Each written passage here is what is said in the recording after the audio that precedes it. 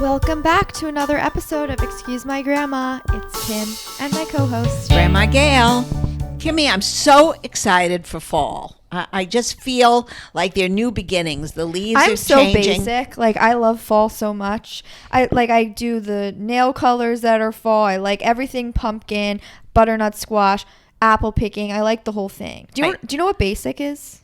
When someone says someone's basic? No, what does that mean? Oh, okay. So, I mean, on Urban Dictionary, it says basic is only interested in doing things mainstream, popular, and trending. Oh my God, she's so basic. All she wants to do is drink pumpkin spice lattes and play Candy Crush. Well, I like that. That's a good kind of girl, especially for this coming couple of weeks when you have Halloween coming and you have the pumpkin patches exploding with those big pumpkins. They're so beautiful this time of year. And the yellow leaves. I love when the leaves start changing from green to yellow. It's just such a beautiful. It looks like gold actually in the country in some parts. Not yet in New York. We're way behind because it's been warm, but it will happen soon. And it's a beautiful time of the year wherever you are. And also, Kim, you know, the Boston Marathon ran this weekend for the first time in a year, as well as we had a parade in New York, which is sort of makes me feel like we're putting a door behind COVID. We know it's there. We're dealing with it, but we're really putting the right foot forward and really moving on with our lives, which is very exciting for all of us. And I also feel like a lot of people have been going to weddings. The only thing I see on my Instagram feed are these big weddings happening because everyone who had postponed them are having them now. Well, that's the opening of the fall season. I think it's happening, and you're going to have to look for some dresses because I know some of your friends are inviting you to different. I think we places. should definitely do a video of us trying to figure out an outfit for a wedding that I'm invited to. I think that's a cool thing. I think we're going to have to go to the stores downtown, make a road trip. And do that next week. I think, next week is a road trip. Definitely on the road. And we never got to see the island, which when we do that shopping, that little island, I'm definitely doing that next week. I think the weather's going to be perfect. And if I don't do it soon, I'll be in Florida and then I'll miss the whole thing. I want to see it before it really starts developing. I want to see the different stages of it. There was also, I'm not really friends with these people. Someone I went to college with, they posted the napkins at their wedding. I don't know if it was their wedding or their rehearsal dinner or something, and it was so cute because they basically met and were married a year later, and they had all their milestones on it. So they were like, this date we met on our first dating app, this date was our first date, second date, very engaged, creative, whatever, and it was all on one little napkin. I thought that was cute. Oh, all on one napkin or several napkins? One napkin. Let me show you. I took a screenshot. That's terrific. People are so creative creative. If it was up to me, I would just have my initials on it, like I did 60 some odd years ago. So boring. That's like what you have in a guest bathroom. I know. But that's what we used to put on it. We used to have our initials on everything. Okay, look. Here's they met on their first app. Here was their first date. They moved in together, engaged. Is that a cocktail napkin or a dinner napkin? You think that was on the... That's a dinner... Let me see. I can't tell. I wasn't even invited to this wedding. I've never even actually gone to a wedding, so the one this fall will be my first one. Okay. All right. Well, that's what happens. So, and as you're still in your early 20s, but as you get to your late 20s, they start progressively having weddings, and it's very nice and exciting, and everybody has a good time. Sometimes you even meet somebody nice at a wedding that you end up going out with. I think that could be a good meeting place for girls and guys to meet. Well, speaking of places that people meet, we've been making these videos on TikTok and Instagram saying, here's where people in their 20s can meet in New York City. Here's where people in their 70s and up can meet in New York City. And people have been loving them. So I thought we would just do a little mini episode on where to meet people in different spots. Okay, that sounds good. In your 20s in New York City. We talked about Soho House. Obviously, it's an only members club, so it's not really everyone can go. But I do think that you can always go as somebody's plus one or something. And on the roof, there's always so many people socializing. You always think about, there's trendy restaurants and stuff, but you're never going to like walk up to somebody somewhere. This is a place I feel like where everyone's kind of mingling. Also, if you live in a new building like you do, they all have roof gardens or some kind of conference rooms. And I think young people tend to meet in those atmospheres as well, because, you're in a smaller construction, a smaller area where you might go up to somebody and say, hi, my name is such and such. So that could be a place that people would meet and not feel awkward about it. Or I still think the old-fashioned gym is still a place where people do meet. Yeah. Well, I think like Equinox, or if it's a, kind of boutique-y kind of class, like a Soul Cycle, it's easier to just talk to people about the instructor, the workout, or whatever it is. It's sort of fun, and you compare notes on how the routine was, and it's a good lead-up question to maybe we should have a cup of coffee. Right. The thing is, though, like, let's say, remember you came over the other day and we were in the elevator and you were like started talking to that random guy. I was like, okay, he was carrying beer and you were like, looks like you're thirsty. Well, see, if that had been me, I would have said, hi, my name is such and like such. The conversation didn't go further than that is the point. I mean, you never know somebody's situation, but I think... Well, if you had been alone in the elevator with him, not with your grandmother, the conversation might have gone. Well, not really, because I didn't want to date this man. The point is, you can have small talk with people. I don't think it ever is like, oh, by the way, what's your number? No, I don't think you say that, but I do think that you say you live in the building. I live in the building as well. Looking forward to seeing you again around. The building is so big, you could never see somebody twice. I don't know. I go into your building, I see the same person walking the same dogs all the time. Exactly. I just recognize the dogs, though. I don't recognize the people. Well, that's because that's what you're zeroing in on. You like to look at the dogs more than the people who own them. True. Speaking of workouts, besides at a gym, I know a lot of people meet on the West Side Highway going for a run. Really? In traffic? Or on the no. You mean in the park area? In the park area. Yeah, that's beautiful. 'Cause you can sit down and chill, and apparently there's just like always a lot of attractive people. Well, that sounds like fun. You know what? I must say that during the pandemic, I had a group of friends, and we went to Central Park in the 70s, and we took sandwiches and a drink, and we sat outside, and we did say hi to a lot of people that we knew. So I guess that is a place where you can meet. I'm not saying you'd pick up a stranger. It'd be kind of weird because it's a stranger in that case. I feel like in everything else you have 6 degrees of separation, which really is true, because you somehow you do connect on so many different levels with people. But I think that's a place for people to meet, definitely in the park. I think also just the way we eat now, we go into coffee shops on the street and we sit down by ourselves very often, and somebody's sitting next to us, and you say, that's out of a romantic comedy. That doesn't happen. Oh, it happens all the time, especially with older people, because you have you lean over and you say, "Oh, I love what you're eating. What is it?" And you strike up a conversation. It's not as awkward as you think. Okay, and, so then I let's think talk that is about in your 70s and older in the city where you're meeting people. Well, I think basically you're meeting people, somebody's small dinner party or a small cocktail party that's given by a friend. Well, you gave 3 options in our TikTok video, which got hundreds and thousands of views. And you said... What was the most popular one that they liked? People loved... Okay, so you said 3 Guys Diner. Right. People were like, so classic, Upper East Side staple. Then you said the Mark. Right. And the Regency. Right. Well, those are all very formal, except for 3 Guys. Yeah. The other 2 are formal places, but there are places where people in their 60s, 70s, and 80s tend to congregate in Manhattan. I think if you live in the suburbs, you'd have to go to maybe a deli and sit down and have a conversation with somebody who's sitting next to you. Not everybody is as fortunate as we are to live in a city that has as many choices, but every area has something. Whether it be a bingo night at a church or some kind of community theater that's now starting again, where a lot of people are doing things. And also, I think classes are now going to start in some of the city colleges and across the metropolitan area, where people who are by themselves and like the same things can meet each other and meet up. So when you said the Regency, a lot of people were saying to keep clear of Harry Dubin.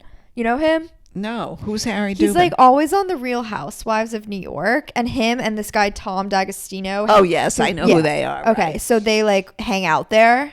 Well, I don't think I'm picking them up. They wouldn't interest me in the slightest. No, well, you're also married, but that's true. That's don't forget. true. Well, But people also loved how you said romance. Well, I was like, oh, 3 guys, so romantic, and you were like, romance doesn't matter. Well, I think romance. We got to get back to the thing. When you're 70 or 80, it's not about romance as much about companionship and somebody to split a sandwich with. Right. You can't eat the whole sandwich by yourself, and you're looking forward to sharing it with another person. So it's a different kind of relationship that you're going to develop, and can be in many cases, can be very romantic in its own way, because there's nothing like sharing a corned beef sandwich or from PJ Bernstein. People were like, a nice tuna sandwich is much better than romance. I tend to agree with them. And 3 Guys happens to have perfect tuna fish sandwich because it doesn't put celery in it. Oh. So I happen to love it, and they make a very good one. But there's so many fun places to meet in the city. I mean, we went downtown a couple of weeks ago and went to some of these little restaurants down there. I just love them. And I think if you went into John's Pizzeria and ordered a pizza, there'd be somebody that would be very willing in the place to come have a slice with you. Or if you go to Murray's Cheese Place, and they give all kinds of classes down there, by the way, of cheese and I think even wine or olive oil, whatever kind of tasting they're doing.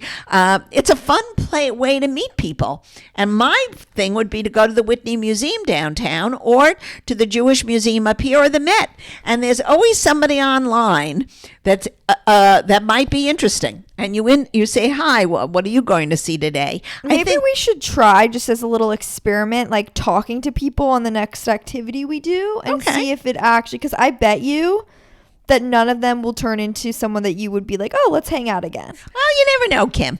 You never know. You know, people have met, like we've discussed. They've met on subways. Yep. People have met on buses. It's just like a spark, and it can happen. It doesn't always happen, but you know what? I'm the kind of person. I'm actually still romantic enough to think that it can happen, especially with young people. I think they're much more open to this. Older people, I think, a little more, I guess, reserved, perhaps in finding someone. I think a young person, if you were sitting at a table next to somebody and you were alone and they were alone, they might say, you know, what are you drinking? Would you like a glass of what I'm drinking? You never know. So let's be positive. Let's move to some other ages. What about where to meet men in their 30s in New York City? Because a lot of people on our videos, by the way, were like, I'm 50. Where do I meet men? I'm 30. Where do I meet men? So I want to address those ages.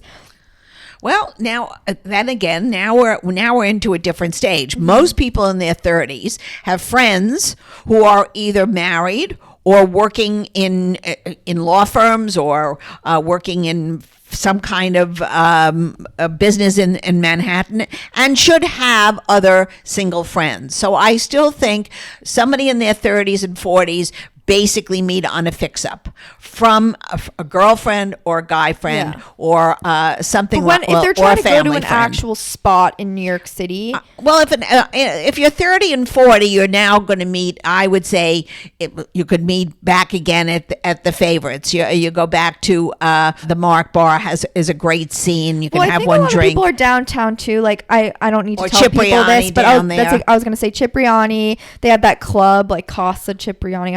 I'm not a member of it, but there's restaurants like Bond Street, Sushi, Don Angie, like all the classic. And I think you will meet somebody, and I think that has to be the path with that age group. And then there's this other membership club that I've heard a lot of people in their 30s are part of called Zero Bond. Is that it's more of a dating app or just a social club? It's a social club. Which I think is great. A few months ago, right? And it's really hot right now. Well, those are all good things because it gives somebody a destination to go to, and their Where activities. you know there'll be people Exactly. Also, if you have an activity that you play tennis, or if you play squash, or if you go swimming at a club, Right. at these gyms, I think that's a place to meet. People can get active in these I organizations. love, this is a little bit more in the gay scene, but Marie's Crisis, love it. It's a Show Tunes piano bar. Okay. I All always right. see people meeting there. And that's wonderful. I mean, there's so many. Once society opens up after this virus is quieted down, and now that we have hopefully a pill that's going to make any kind of problem that you have go away a little faster, with the founding of that pill by Merck Drugs. Right. I mean, that's going to be a big thing for the way society is going to live this winter. Yeah. I think we can be freer and more happy, and not have the stress that if you cough, the whole world closes down until you get tested. So, okay, quickly, where to meet people in their 50s. I feel like mom and dad go to like Elio's, Sedamezzo, Fresco apparently turns into late night dining. I think And they that's a also, new I think, spot. have music there. Yeah. Yeah, I think there are a lot of late places. night dancing, right? Yeah. So places like that. Yeah. I was thinking a little bit because there were also on TikTok some teenagers being like, wait, what about us? I think teens should meet in high school at something that's sponsored by their local schools. I don't think they should be frequenting bars or restaurants or any of the like. They're still underage. They're not supposed to be drinking. And the best activities for teenagers are to meet with their peers in a school surrounding. In other words, either a church or a synagogue or wherever they might be meeting, or a charity of some sort to help their neighborhoods. Yeah. I also think right now what would be fabulous for teens would be to start working on giving back to their communities with food banks and helping, especially like some of the Well, areas. that's definitely the grandma advice. Well, I think teenagers also, like, they're going to love JG Mellon. They're Right. going to love... That's a fun like, spot. the street where Pinkberry is... Oh, that's on- great with cookies. They have everything on Yeah, that they have street. Insomnia, I think it's 81st Street Pinkberry- and 2nd Avenue or something. And now they have Exactly. Anita's ice cream place, which I swear don't to care. God, every teenager just knows to stand on that street and talk. Exactly. And they'll all find each other. Right. Okay. That was New York City. We do have a Palm Beach crowd on here. In New York City, we kind of mesh, like, even on TikTok, people, when we were talking about the places in their 70s, people in their 20s were like, I go there all the time. I love Three Guys. Palm Beach is kind of the opposite, where it's the older people and the younger people are not going to the same places. No, it's first of all, it's an older community. There are young people there, but it was more so a retirement community. It's changing slowly because businesses are going down to Florida now in droves. Right. For many reasons, because of the weather, because of taxes, because it's just a wonderful lifestyle. But that being said, there are less places to meet in Florida. You'd meet at a restaurant. You could go to Well, so give people some specifics if Well, you're over 70 where you're meeting single men. Well, if you're over 70, then you're going to go have a drink at probably Bilbo K. You're going to probably go to one of the private clubs that are certainly open to many people down in Florida. If you're in Miami, it's the same kind of setup where there are loads of private clubs or bars. Wait, what's the restaurant that everyone goes to where they bring like sex workers? Not sex workers, Kimberly. What are they? The meat market. They're Oh, not yeah. sex workers. that would be terrible. What that are would they? that would be raided by the federal agents. No, they just look like they're girls coming to look for older guys. Oh. I think they're looking for a happy night. So But meat market. It's literally a meat market, but it happens to be delicious. It's my Yeah. favorite cauliflower, cookies and are unreal. the dinner is intensely good. You're generalizing. I mean, that was one bus that came in. It was probably a party bus that was having a No, that is their reputation. well, all right. If you're over 70, you can go to the Kravis. They've got a lot of activities there. I think there's the Four Arts where they go for lectures. You can go to the FAU has all kinds of adult courses, and people meet in those places. They take the course. They go for a cup of coffee during a break, and you'd be surprised how many relationships are cemented over a very interesting conversation. Where to meet single men in their 20s in Palm Beach does not look like that. No, Cucina is basically the main one. I think saying single men in their 20s in Palm Beach is almost impossible because they're not that many, because their jobs are but not. I guess so when you're there. Maybe over holidays. Maybe over holidays. Over holidays, things like that. Then I think that. Or during COVID, when a lot of younger people were kind of. But hopefully we're not going to have that again. Right. Because the world but no matter what, like when there are young people who go to Cucina, which is basically the only bar on the island. Well, Breakers, the hotel, the pool area. there. What about HMF? Yeah, an HMF, the bar fun. there. Or the Chesterfield, I guess, is for a little older crowd, maybe not in their 20s. But there are, or the Colony outside is a beautiful setting. The trivia night that they did. Right, that was great, wasn't that, honey? Yeah. That was terrific. I mean, there are things, it's spotty because it's not a year-round community where they're dedicated. But I feel like year after year, I've been going there for 25 years, and it's the same places. Yes, it's the same places. Nothing. It doesn't. And then that's comforting, by the way. A lot of people, I mean, from my point of view, that's a good thing. It's not that much change, and you know what you're going to get. But the most fun would be Joe's Stone Crab, because while you're waiting online for an hour to get a table, you could meet the entire world, and you could. I think it's opening in West Palm. Well, they're saying that it's going to open there. I don't know. That was the rumor, that it was going to go over in West Palm, which would be really great. And you know what's a beautiful place for a drink in West Palm Beach is Restoration Hardware. Yeah, I've actually never been. Oh, it's beautiful. I mean, just watching the sunset there is it's breathtaking, and it really is they do a beautiful job. There's the spots on Clematis that's like that's college, but that's really college. Yeah. That's college. You know, Camelot, 1, 2, 3, 4, Bradley's, all those spots. You know, don't forget, Florida's a big university state. I mean, we have loads of things, just like New York has near NYU, or Columbia has uptown. I mean, there are a lot. Communities revolve around the people who live there, and certainly parts of West Palm or near FAU, they all have young places for the kids to go at night and gravitate to. So it's a fun area, and certainly in Miami, with the University of Miami and a million other schools down there are loads of places that cater to young 20-year-olds. True. Okay, where to meet single men in their 20s, Hamptons edition. Oh, Hamptons. Now you'll have to talk about that, Kim. So the obvious ones to me, I mean, I don't know. We have people listening actually in every state. So if they come for a vacation, they might want to know. If you come here all the time, then this won't be surprising to you. But Surf Lodge is a huge one out in Montauk. Rushmeyer's also in Montauk. They always have a bunch of people. I mean, the lines at these places are pretty crazy in the summer, but it's fun. And Duryea? Duryea is a little higher end. That's more sitting down for dinner. So that's more for us. That's more for the 40 and up. I want to say, unless you can get you mean, I don't think they take reservations actually. But no, at least they don't. I don't think people my age have the patience to wait online there. Okay. I don't think the people my age have the patience to wait online. Then there's, I mean, you can go to Wolfer Estate, the vineyard. That's so pretty. I love that wine. On Fridays, you drink rosé, summer in a bottle, easy way to meet people.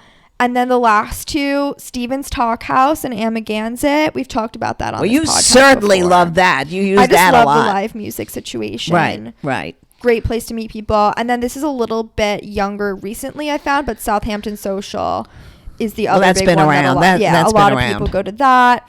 And Kimmy, you have to talk about what you just did over Columbus weekend with the film festival, because that really came back. That's been gone for a year. People that way because of everyone was in a mask, but that was really cool. Went to the Hampton Film Festival. But you said it was packed. It was packed. Which older is good. film loving crowd, but I love that kind of thing. I saw Any French stars? Dispatch, which is the new Wes Anderson movie.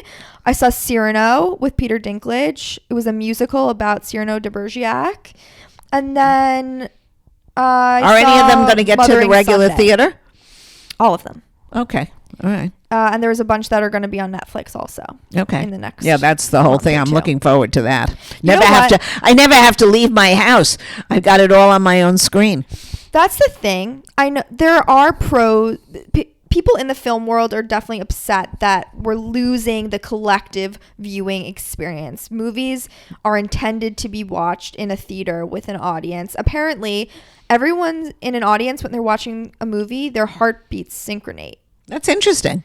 Well, I can understand that because they're watching the same scene at the same time. Yes. So that there is something to be said about it. At the same time, you can't go to the bathroom when you want. You can't pause it. You can't, go in the fridge and get a snack. When you are sitting there, it's not the most comfortable as being on your couch would be. And there's often like heads blocking your view, unless you're in one of those stadium style, which not every theater is. So, and of course, with COVID, germs and everything. Well, that was the whole. That's really the big detriment was COVID. But you know what? I think now the ventilation in most of these theaters has gotten better. Hopefully.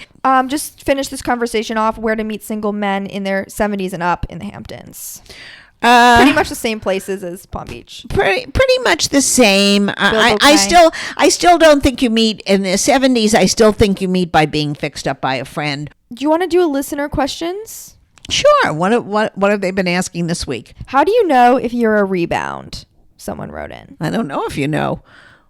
I think that would be very, very different. You wouldn't know unless for some reason you knew his ex date or her ex date. I don't know. I really don't know. That's an uncomfortable thing. Well, right. How do you ways think? To know if you said, "Oh, when was your last relationship?" and they were like last week. You know what I mean? Oh, but so I guess you would. Well, that's not really a rebound. Well, you would know you're the first person they've dated. So in that, by definition, you're kind of a rebound. That said, like what? It's not really like how do you know if you're a rebound? I feel like it's do you care if you're a rebound? You know what?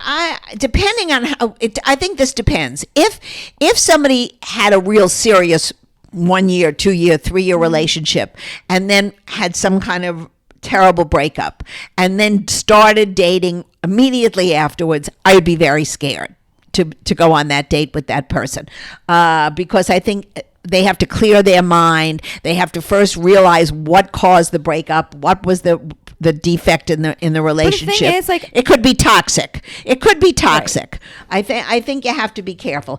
If somebody's just went on a date a couple of times, that's not really a rebound. But the thing is, everybody has to have a rebound. Everybody has to have a first time. Right. When you go back into dating, like No otherwise question. You would be single forever. Everyone has to do that. So and I think that's fine. So everybody has to take the plunge. Right. And unless somebody is clearly depressed or keeps talking about their ex all the time, then what's the difference? True, but the issue comes when let's say you're the rebound, like you're the first person that person's dated since their ex. Very rarely will you be the next girlfriend. Like if you're like, is that a fact? Is that statistic or that's your imagination, Kim? That's my imagination. But I'm saying if you're just out of a relationship, the first date you go on, that person probably won't be your next relationship. Because that's like an interim. They're trying to feel their way through a situation. And you're not emotionally available in the same way to be like, okay, let's hop into another serious thing. I think that's true. So if from the other person's perspective, if you want something serious, then you'll either see it right away and hopefully walk away from it, or you'll have to go through the motions for a while and figure it out. Right, because they could be ready very quickly. Exactly. Okay. Someone wrote in, how do you bring up loss on a date? I just lost someone in my life and it feels inauthentic to not bring that up. I don't think that should be something that you talk about on a date until you're comfortable with that person. Mm-hmm. First of all, it's a very personal thing. Mm-hmm. If it's a friend or it could be a parent, it could be anybody, it could be a sibling. I think that's something that you have to deal with by yourself, with close friends, with family, and when you are ready to talk about it with a date, you'll know. It has to be somebody who is sympathetic to you and is understanding. Yeah, and I understand, though, like, let's say you're on your first or second date and they say to you, so are you close with your parents? Right. And then it's like, well, I just lost a parent. Like, how you have to say Well, it. I think you have to say it, but you don't have to go into the details of it. You say it's still too fresh for me to talk about. Yeah. And that very often is the case. Right. It's time heals all wounds, and sometimes you need time to process your own thoughts before you talk about it with somebody else. And I wouldn't be nervous about like, oh, now it's going to damper the whole mood. It's like they asked, you answered. It's very in your control to say, I just lost a parent. Like, I'm still going through it, but we'll talk about it another time and then change the subject. Yeah. You don't have to, the night's not lost now that question's been asked. Like, you can easily. Well, sometimes it depends. The mood could change, but if it does, it does. Exactly. Someone said, my girlfriend is the life of the party. She loves to drink, be social, etc. But will she ever want to settle down? Yes, she will, because the life of the party can't keep going for a unsustainable time. Yeah. I think what happens is you're having a good time. In every age, it's a different type of good time. And I also think she probably hasn't met the one person she wants to settle down with. So let her have a good time. Let him have a good time. And when the time is right, they'll know it. Okay, the next one, someone said, my brother told us he was going to propose and asked what I think. Should I be honest or supportive? Well, if your brother is ready to propose, I'm sure you've met his fiancée. So I think questions you might have had about her should have either been discussed prior to this commitment that he's now about to. Before he makes the commitment, shouldn't this person say something? It's way back. I don't think anything should be said now. I think whatever's been said should be said, and then it's his decision to make, and you support him, and hopefully it'll all work out. But what if the sibling's been like holding it in this whole time? Well, then keep holding it in. Really? I always think honesty is the best policy. Yeah, but you know what? All you're going to do is alienate your brother. Yeah, that's fair. I think if people have misgivings about dates or about somebody that either you are dating or that you know, the best time to talk about it is in the early stages when it's still in formation. That's good advice. And I think that should, and it should be aired, because people who love someone have good advice for their children or their grandchildren or their brothers or their sisters. And then once the advice is out there, think about it, do whatever you want with it, and it should register, and then that's the end of the conversation. You can't harp on it. It's somebody else's decision to make whether that's the right person for you or not. Right. Okay. Another great episode of Excuse My Grandma. You know how to follow us on Instagram and on TikTok at Excuse My Grandma. Write in your questions if you want us to answer them on the podcast. Okay. See you next week. Bye.